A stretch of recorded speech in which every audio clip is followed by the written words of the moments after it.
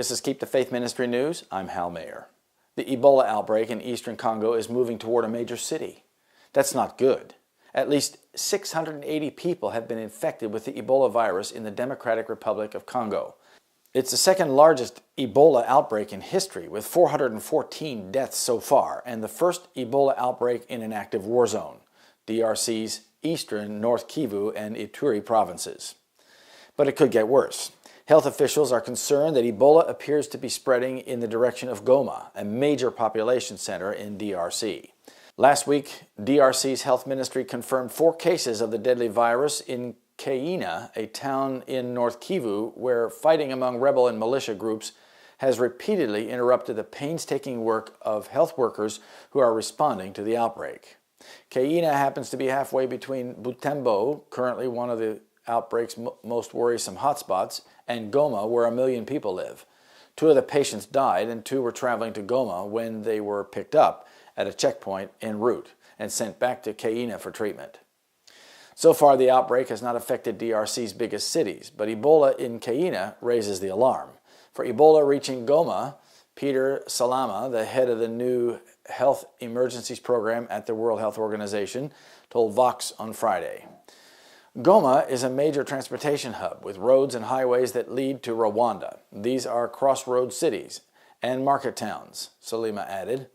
People there are constantly on the move, doing business, and also because of the insecurity in North Kivu, Ebola in Goma is a nightmare scenario who and DRC's health ministry are scrambling to prevent. Together, they've deployed a rapid response team, including vaccination team, to Kaina. And if the virus moves on to Goma, Salama says Ebola responders are ready. They've already mobilized teams there, set up a lab, and prepared health centers where sick people can be cared for in isolation. But as Ebola expert Laurie Garrett wrote in Foreign Policy last week, Ebola in Goma could also trigger a rare global public health emergency declared by the WHO, escalating the severity of an already dangerous outbreak. But though the political instability isn't making the Ebola response any easier, the war in Congo's eastern provinces is a far bigger challenge. The 25-year-long conflict has displaced more than 1 million people and made the already dangerous work of an Ebola response even more deadly, a Tessier said.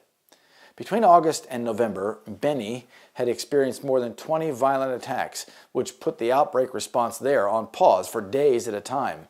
That meant cases had gone uncounted and Ebola continued to spread. As of Friday, the 2 biggest hotspots in the outbreak were Butembo with 51 cases and a neighboring city, Katwa, with 119 cases. But the outbreak is geographically dispersed. There are active Ebola cases in 12 of the country's health zones, the districts around which the DRC's health system is organized.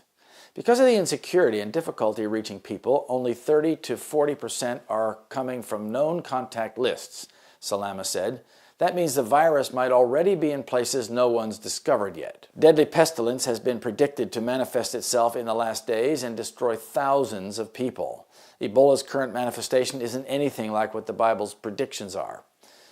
And great earthquakes shall be in diverse places, and famines and pestilences and fearful sights and great signs shall there be from heaven.